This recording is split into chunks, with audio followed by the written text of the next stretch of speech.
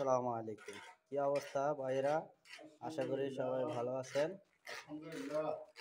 তো ভাই কি অবস্থা, আছেন নি ভালো আপনি? আলহামদুলিল্লাহ ভাইজান, আলহামদুলিল্লাহ। কাজকর্ম করতেছেন? হ্যাঁ, আলহামদুলিল্লাহ ভাই। অবশ্য নামাজে ওখানেতে আছি ভাই। তা মুস্তফা ভাই কি অবস্থা আপনার? কাজ চলে? হ্যাঁ,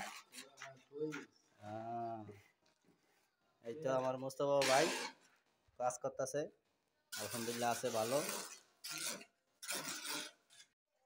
হ্যাঁ, একলা ভাই আমার টাইস লিয়ে গেল,